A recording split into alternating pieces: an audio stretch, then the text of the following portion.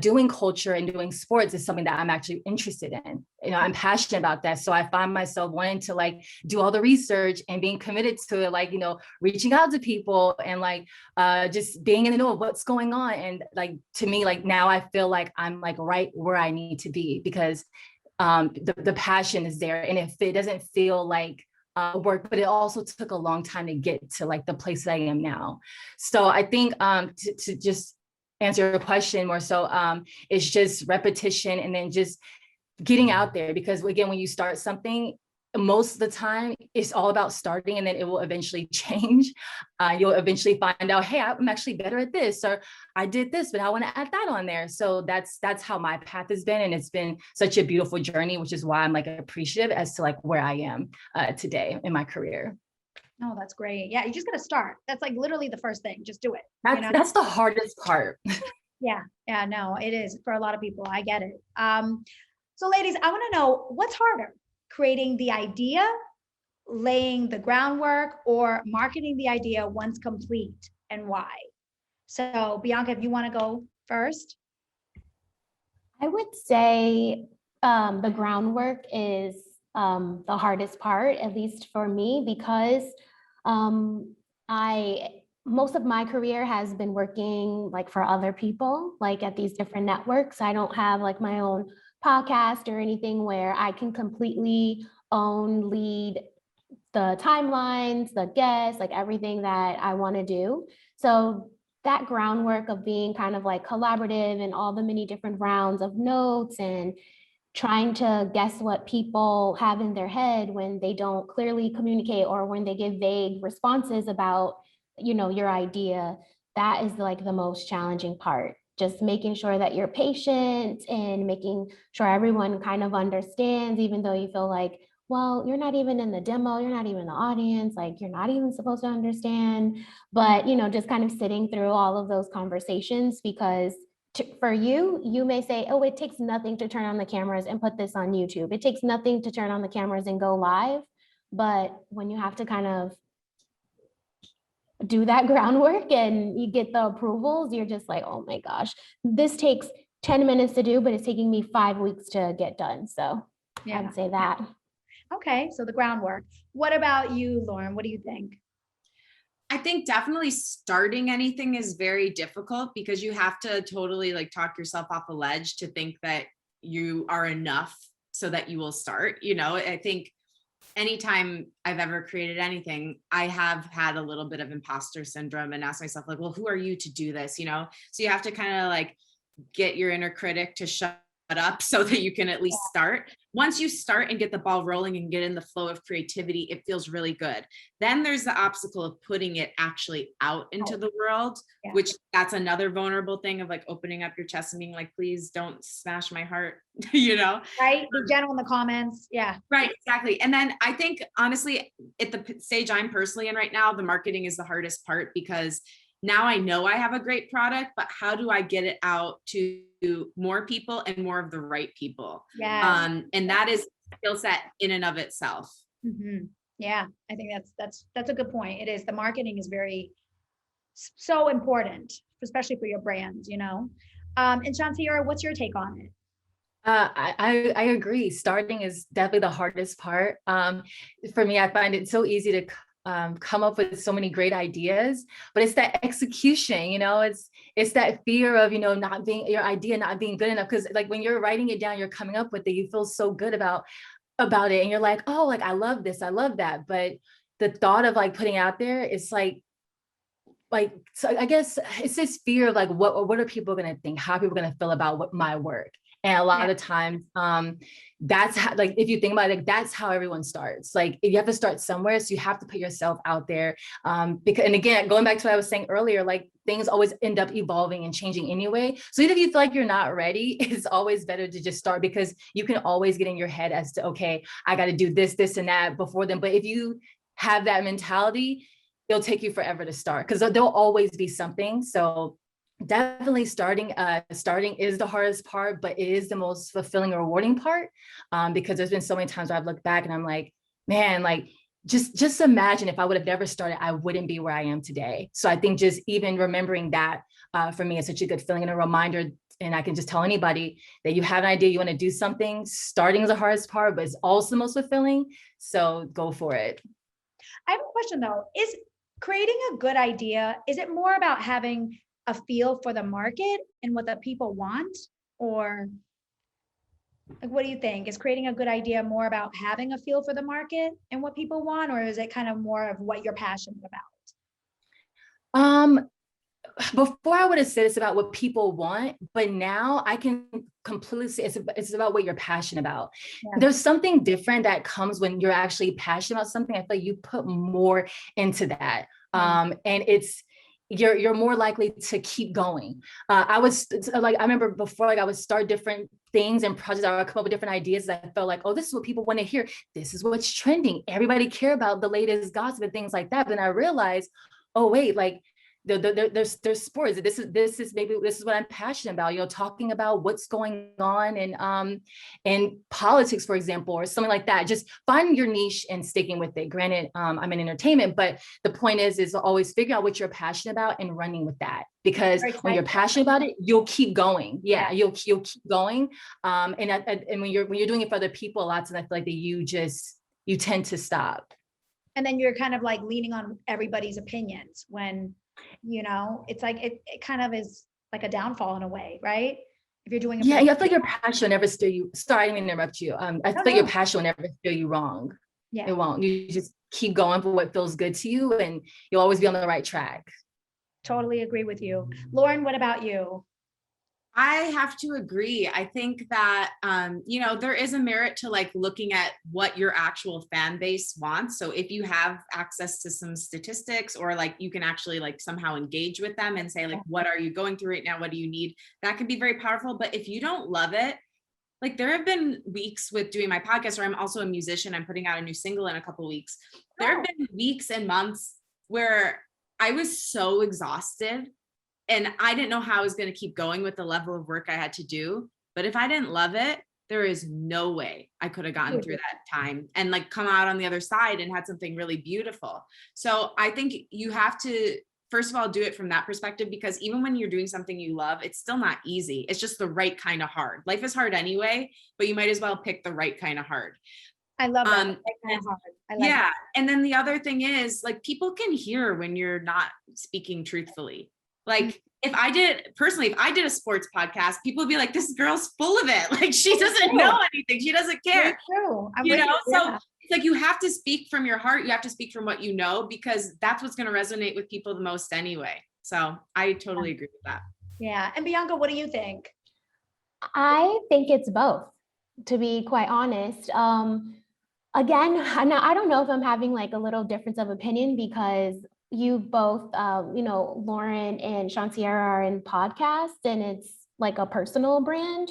But for me, like I created this series for Fuse. It was called Mind Massage. And what I did was I was looking at YouTube trends, and what was trending was ASMR. And ASMR is basically you're whispering and you get these tingles. I would say it's auto, I can't think of what it stands for, but like what the initial stand for at the moment.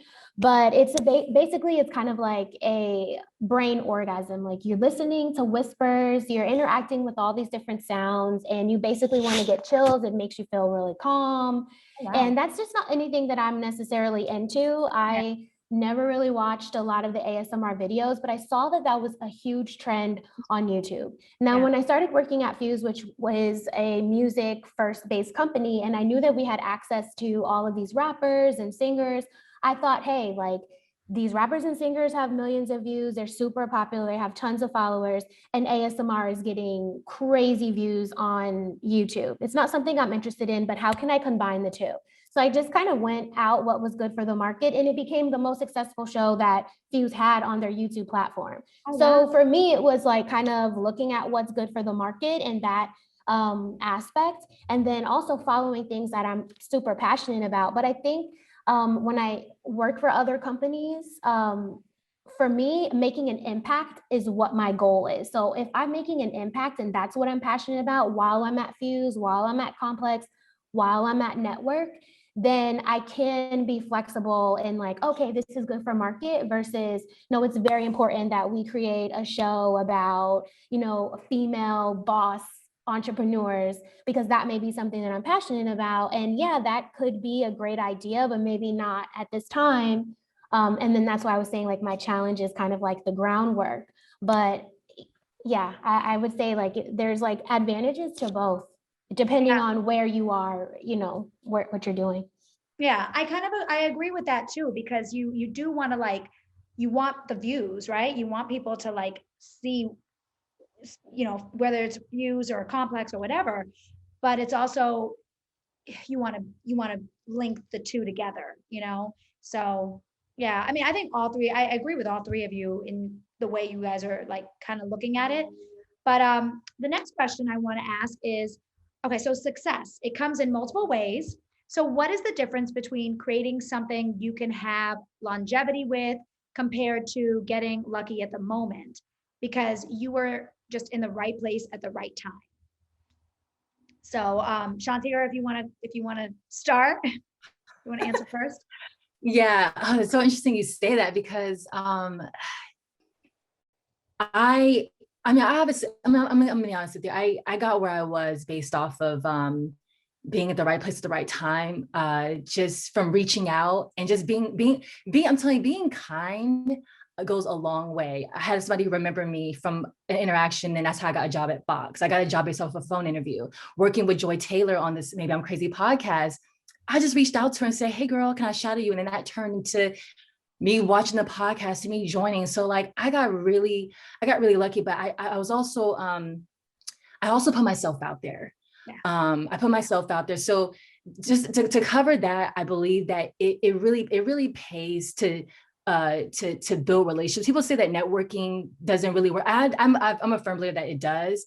Like lasting impressions are always so good. So I feel like I'm always that person that's just like, you never know like who you're going to meet. So always treat people with kindness. So I just want to just throw that out there. But to the second point, like creating longevity, it's so interesting because now that I'm doing this podcast, like I actually see that this is what I want to do for a living. Like if I can talk to people for the rest of my life and find a way to connect with people and bring something out of people, like I would do that forever. I can do it and I even get paid for it. Like that's how I know that there's longevity in that. And so it's interesting how how I got the job at Fox, how I met Joy Taylor, how I'm doing this podcast with her, how it kind of led me to my purpose. And now I see longevity in that, but I'm creating that right now. I hope I answered your question, but definitely just figure out what you want to do going forward and staying consistent and making sure that you don't give up. Yeah, absolutely. Lauren, what about you? I'm so vibing on what you just said, Shantia. I was like, I feel the exact same way. I think a lot of times in life, following the yeses helps you get there. So like the dreams I found on the way to my dreams were even more powerful than my original intention. So I came here originally to act. That was it. That was all I wanted to do. And acting started breaking my heart. So I started writing music to sing about that heartbreak. And then while I was driving my car to my music gigs, I started listening to Sirius XM. Ended up getting a job at AfterBuzz TV. That led to Sirius XM, which was like crazy because I just started saying I want to work at Sirius XM someday. I ended up meeting someone in the right place at the right time. Basically, I did volunteer my time to them, but I didn't know anything at the time. So that ended up leading to getting a paid job. So yeah. I was very, very lucky, but also worked hard, was a nice person, cannot overestimate how important it is to be kind, not just nice, but kind, genuine, care about people. I think the things that I've realized in my career, you can't teach someone how to care. You can't teach them how to work hard, and you can't teach them to be a good person. Anything else can be taught.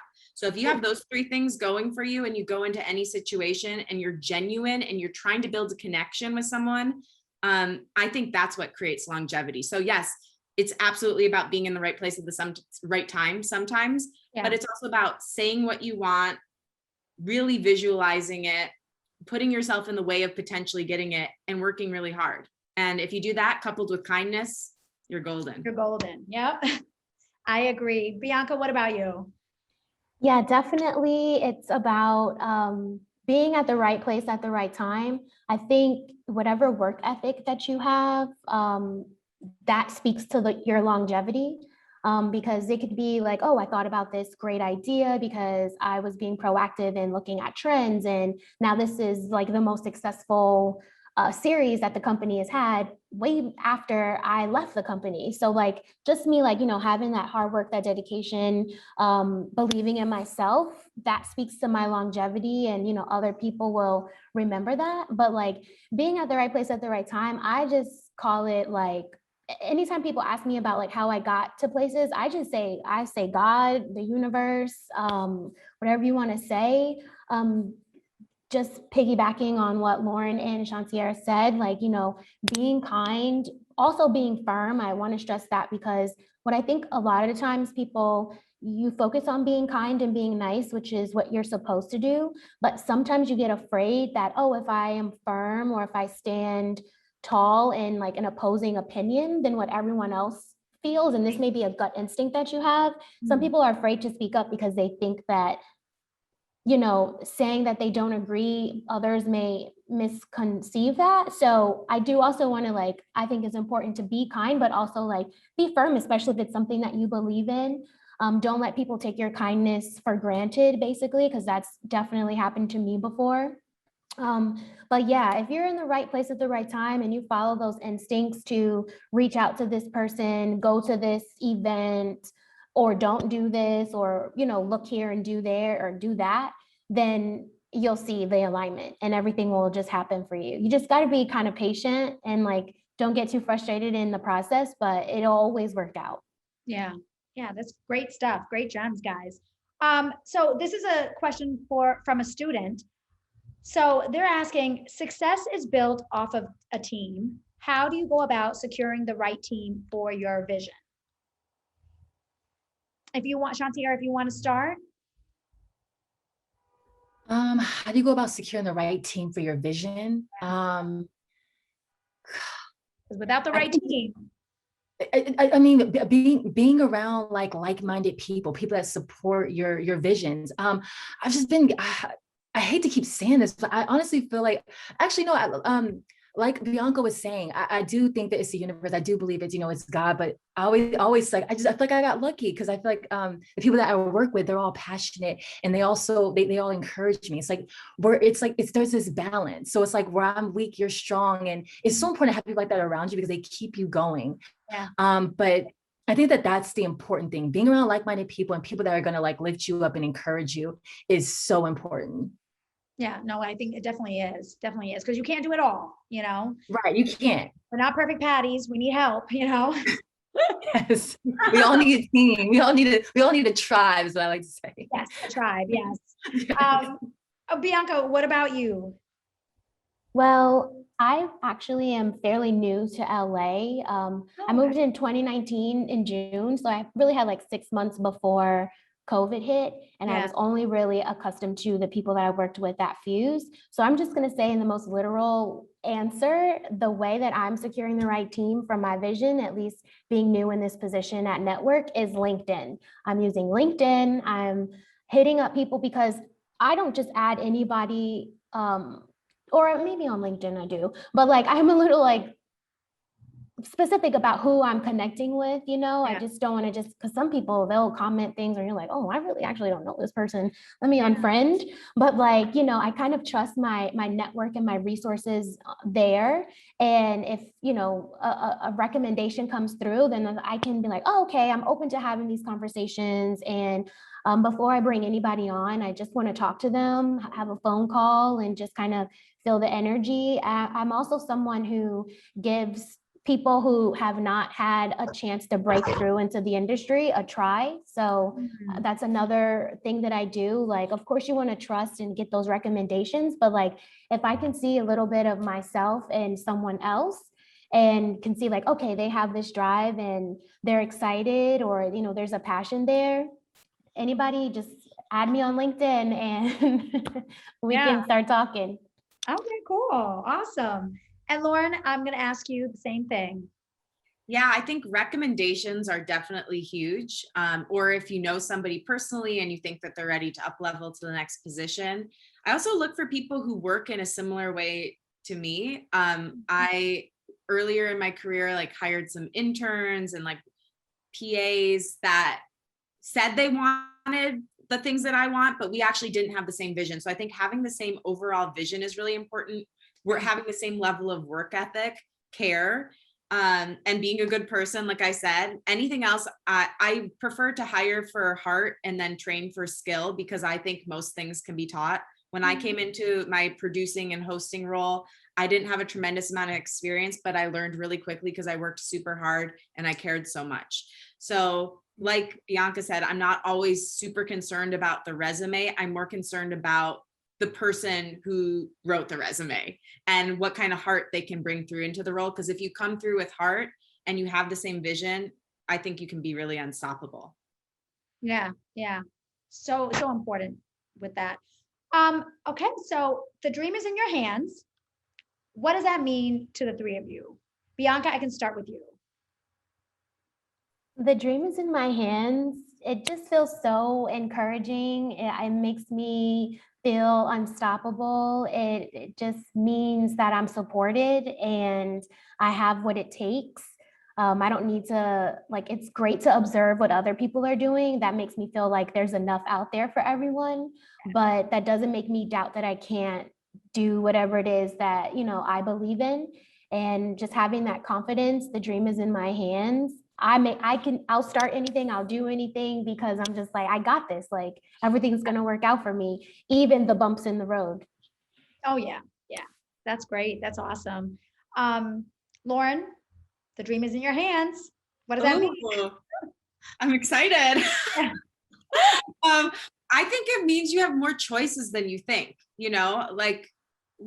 like I said, when I moved to LA, I thought I wanted to do one thing. And then all of these other dreams started falling into my hands. So I picked them up and I looked at it and I'm like, oh my gosh, you're so beautiful. I never knew you existed. Thank you for coming to me and choosing me as your dream mama. Oh, I love that. So I think it means like maybe life has bigger plans for you than you have for yourself, and being open to it and walking around instead of trying to clutch your fate. Because I did that a lot in my early career. I still sometimes fall into it, but instead of trying to clutch and control everything, being open to life and willing to see something that might be bigger than your original intention, and then claiming it as your own, because you deserve, I always say creativity is your birthright. You deserve to have a dream and to take up space. So for anyone listening, I just encourage you to own that and open your hands to life. I love that. Being more open-minded and not just having, everything in one egg, like not having all your eggs in that one basket. I do love that. Very, very important. Shantiera, what about you? I love that. The dream is in your hands. I think that's so powerful within itself.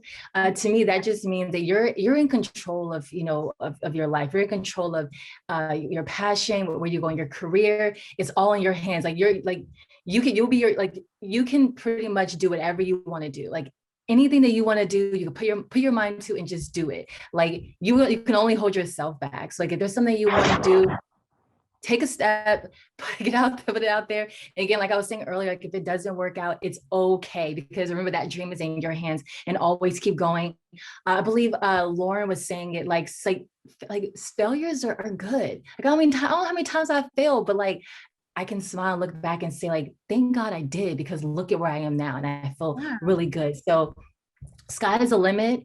Literally, it's really anything you want to do is literally in your hands. You can do whatever you want. Even when people say that you can't, or people say like, oh, this already exists. Like, you know how many podcasts are out there? Especially there's so many podcasts. There's so many people talking about the same things, but you have something special that no one else has. And I think hanging on to that and just knowing that, I'll say it again, that you are in control of your destiny, and that don't let anyone stop you from achieving greatness. And there's no time limit either. Age doesn't matter. Where is it? Like, yeah, you don't want anything to stop you from your dream, whatever that is, Yeah. So, I mean, just, oh no, go ahead, please. Sorry.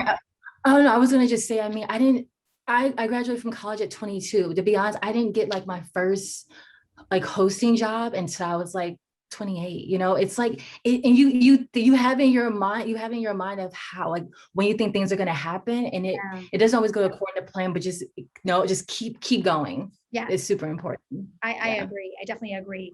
Well, ladies, thank you so much for this. I want to ask you, how can people follow you guys? Like, what are your social, your social media handles? Where can we find you? If you want to go, Shantira, you can go ahead and start. Okay. So, I mean, I'm on Twitter, I'm on Instagram at Shantira, and then on LinkedIn, Shantira Map. Okay. And how do you spell your name? Just so people. I know it's long. It's SHAWNTEAIRRA. Okay. Awesome. All right. And what about you, Lauren? How can people find you, follow you? I'm Check out your everywhere. You can find me at Lauren Lograsso, and Lograsso is spelled LOGRASSO. I have a single called Therapy coming out in 2 weeks, actually 2 weeks from today on May 7th. So definitely check it out. It's That's all for guys. of Mental Health Awareness Month and my ex-boyfriend, shout out. When is it and coming out? May 7th? May 7th. Yeah. So you can That's my brother's pre-save it at the link. birthday. Really? That's your Yeah. birthday? No, my brother and my good friend. Oh, happy Yeah. birthday, brother. Yeah. So on Robin's brother's birthday, you can check Yes. it out. And then my podcast, Unleash Your Inner Creative, releases every Wednesday. I actually did a really good one recently that would be great for the students called, and I'm not trying to be a downer here, but it's called Why Your 20s Suck.